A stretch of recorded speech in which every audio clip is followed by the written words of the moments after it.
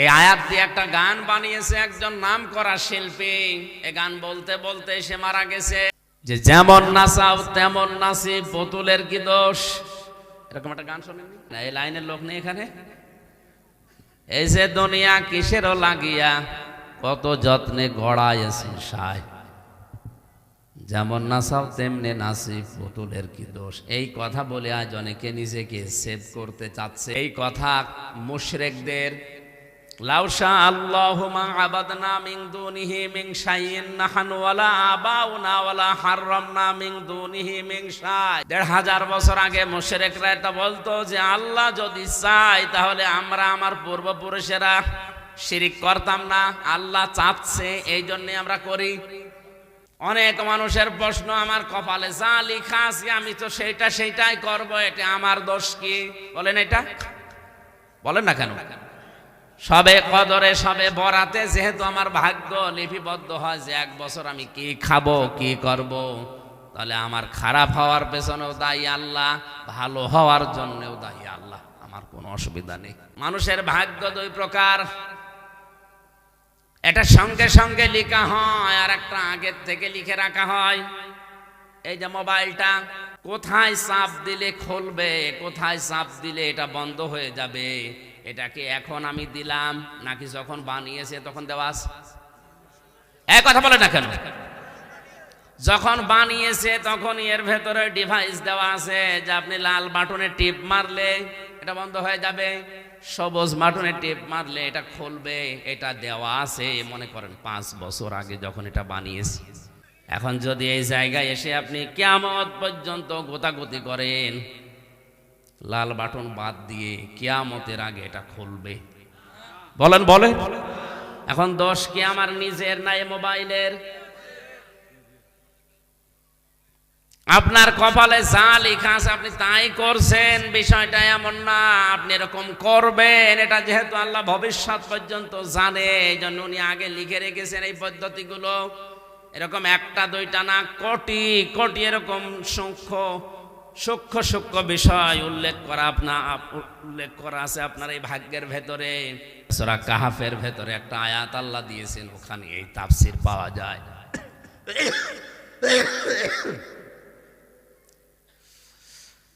কক্সবাজারবাসী একটু খেয়াল করে শোনেন।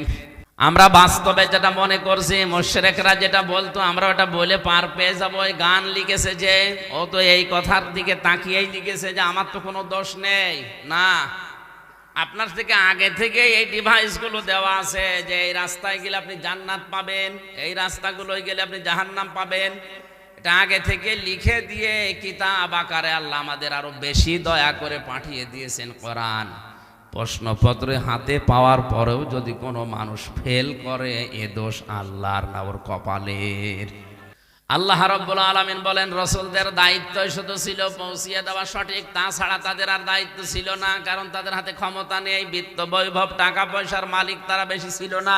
মাত্র ২ জন নবী ছিল দুনিয়াতে, বাদশাহ, আর বাকি নবী অধিকাংশ সব ছিল গরিব মানুষ। হযরতে সুলাইমান নবী, হযরতে দাউদ নবী, এই ২ জন বাদ দিয়ে পৃথিবীর সব নবী ছিল কি? কেউ রাজা ছিল, কেউ বাদশাহ ছিল, সব সাধারণ মানুষ ছিল। এদের দায়িত্ব কি ছিল জানো? ওয়ালাকাদ বা'আসনা ফি কুল্লি উম্মাতির রাসূলা। রাসূলা দেয়নি, রাসূলা বহু বছর, ১ বছর দিয়েছেন। খুব ভালো করে খেয়াল করেন, ওয়ালাকাদ শব্দ শুরু করার আগে আল্লাহ লাকাদ দিয়েছেন। লাম একটা, কদ একটা, যদিও লাকাদি একটা, এরপরে আবার লাম একটা, কদ একটা, ২ বার তাকিদ দিয়ে গ্যারান্টি দিয়ে আল্লাহ আগের আয়াতের সাথে মিল করে বললেন, আমি প্রতিটি জনপদের জন্য রাসূল পাঠিয়েছিলাম। প্রত্যেকটা রাসূলের কর্মসূচি ছিল ২টা। প্রতিটি নবী তার জাতির লোকের কাছে এসে এই কথা বলতো, আনি ইবাদুল্লাহ, আল্লাহর ইবাদত করো। কার? বলেন কার? আপনি মিলাবেন এখান থেকে আদম নবী থেকে শুরু করে মুহাম্মদুর রাসূলুল্লাহ পর্যন্ত প্রত্যেকের দাওয়াতের পদ্ধতি দুইটা। প্রতিটি নবী এসে বলেছে আনি ইবুদুল্লাহ, আল্লাহর ইবাদত করো। এই জন্য নবীদের ইবাদতের ভেতরে কোনো ঝামেলা আমরা পাইনি। হযরত আদম নবীর চা ছিল লা ইলাহা ইল্লাল্লাহ। হ্যাঁ, কালেমার শেষের অংশ হয়তো নামের সাথে মিলিয়ে পাল্টিয়ে গেছে, আদম সফিউল্লাহ, লা ইলাহা ইল্লাল্লাহ। মূসা কালিমুল্লাহ, লা ইলাহা ইল্লাল্লাহ। ঈসা রুহুল্লাহ। আমাদের ক্ষেত্রে আছে লা ইলাহা ইল্লাল্লাহ মুহাম্মাদুর। জবান খুলে কালেমা পড়েন লা ইলাহা ইল্লাল্লাহ মুহাম্মাদুর রাসূলুল্লাহ। প্রত্যেকটি নবী এসে জানিয়েছে আনি ইবুদুল্লাহ, আল্লাহর ইবাদত করো। এখানে শব্দের দিকে তাকান, আনি ইবুদুল্লাহ হা আছে, আনি ইবুদুল্লাহ হু যদি কেউ বলে আল্লাহ আমাদের ইবাদত করেন, ইবাদত করা লাগবে আমাদের না আল্লাহর? বলেন বলেন ইবাদত কি? দ্বিতীয় নম্বর বলেছে অজিতানিবুত তাগুত, আর তাগুত ছেড়ে দাও। তাগুতের অর্থ আবার চারটা, আমরা সামনে যাব ইনশাআল্লাহ। প্রতিটি নবী যখন বললেন যে আল্লাহর ইবাদত করো, তাহলে আল্লাহর ইবাদতটা কি? ইবাদত প্রধানত আমাদের এই মানব জীবনে নয়টা। কয়টা? 9 প্রকার। আমি 9 শ্রেণীতে ভাগ করে পেয়েছি কোরআনে কারিমে এবং হাদিসে। 1 নম্বরে মানুষ যদি ইবাদত আরম্ভ করে তার ব্যক্তিগত জীবন থেকে শুরু করা লাগবে। ব্যক্তিগত জীবনের ইবাদত কি? একটু এই মাসলাটা একটু খেয়াল করবেন, হ্যাঁ, যারা আলেম আছেন তারা। এইদিকে তাকান। আমার এই 33 বছর বয়স, আমি যত ভালো ভালো কাজ দুনিয়ায় করেছি, নামাজ, রোজা, হজ, যাকাত, মানুষকে দান সাদকা করা, যত ভালো কাজ দুনিয়ায় করেছি, পাপের কাজগুলো নয় বাদ দিলাম, ভালো কাজ আমি যতটুকুই করলাম এই 33 বছর বয়স পর্যন্ত, এটা আল্লাহর দরবারে কবুল হয়েছে কিনা এটা বোঝা যাবে। 100 ভাগ বোঝা যাবে। হাদিস তিরমিজি শরীফ, নবীজি বলেন মানুষের ইবাদত বন্দেগী কবুল হয়েছে কিনা বুঝতে পারবে তখন যখন দেখবে ওই লোকটা মানুষের সাথে আচরণ কেমন করে। মানুষের সাথে যদি ও হাসি মুখে কথা বলে, ওয়াকুলু লিন্নাসি হুসনা, মানুষের সাথে হাসি মুখে কথা বলাও ইবাদত। আর এগুলো যখন আল্লাহ দেখে তখন আস্তে আস্তে জাহান্নামের কাজ থেকে ওকে সরিয়ে জান্নাতের কাজের দিকে এগিয়ে দেয়।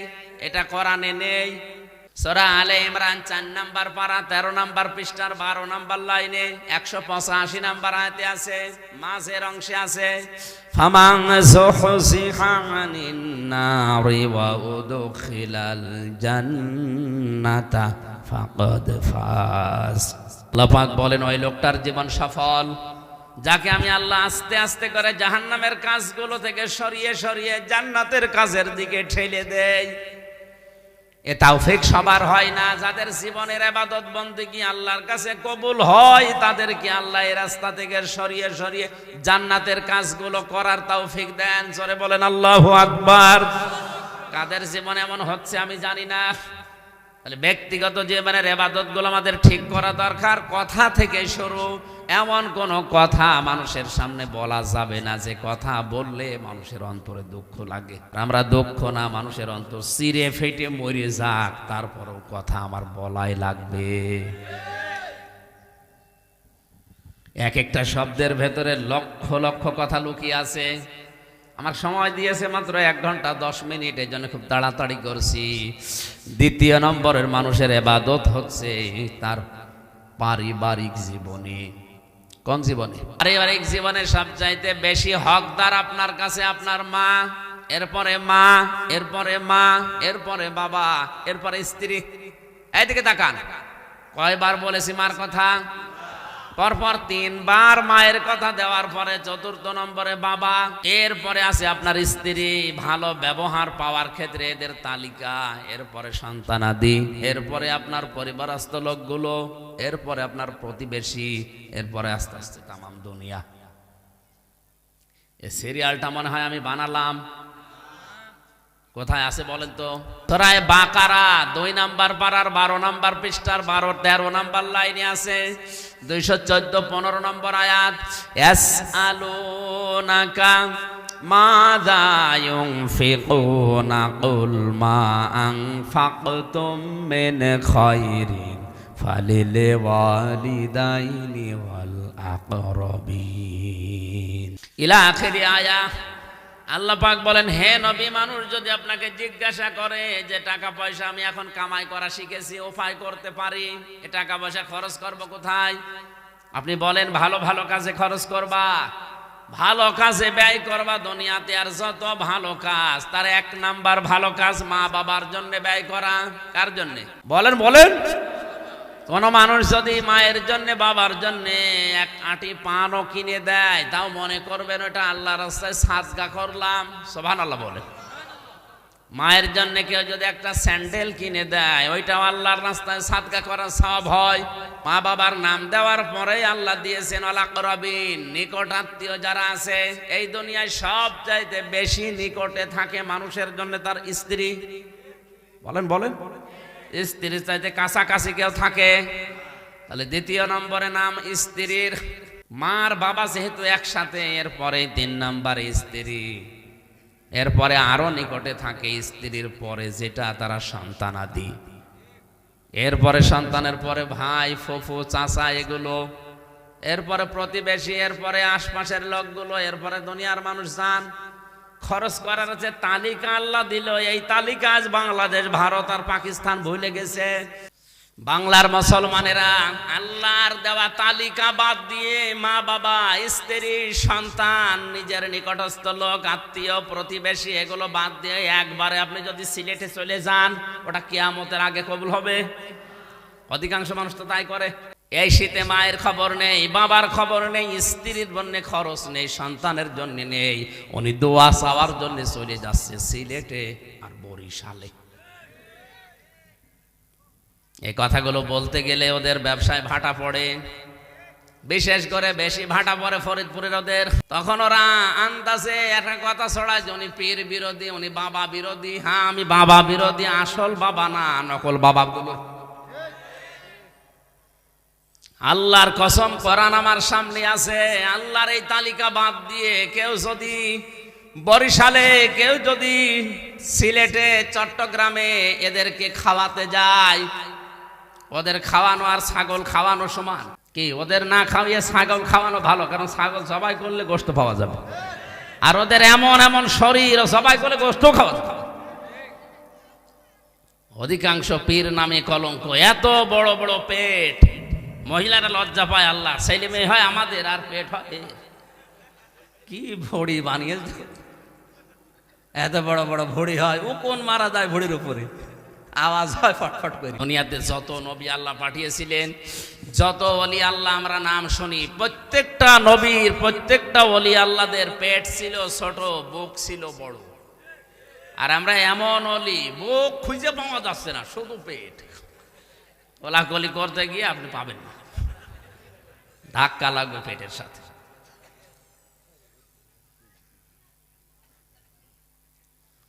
এর বাইরে রাজনৈতিক দলে যারা আছে, এদের আবার তহব্বা যাই হোক, এদের ভড়িটা আছে। আর একটা জিনিস রাখে, এই মোষ, এত বড় বড় মোষ রেখে দিয়েছে, মনে আছে জেনারেল ওসমানী। বড় মশলা মানুষগুলো দেখলে আমার মনে হয়, আল্লাহ, এই মানুষগুলো মধু খায়, দুধ খায়, ঘি খায়, মাখন খায়, দই খায়, কি করে খায়? এ তো খাওয়ার কথা না। কুষ্টিয়ার বড় বাজারে একবার এক চাষারে বললাম, চাষা, আপনার বয়স তো খুব বেশি না, এ মোষগুলো তো কয়েকদিন আগেও কাঁচা ছিল, পাকলো কবে? বাবাজি, মোষ পাকা না, সকালে দুধ খেতে যে সর লেগেছে। মোষের বহর দেখেছেন? তালিকাটা সূরা বাকারা থেকে আপনি নেবেন। পারিবারিক জীবনের ইবাদতেও হাজার হাজার কথা আল্লাহ দিয়েছেন। 3 নম্বরে আমরা পাই সামাজিক জীবনের ইবাদত।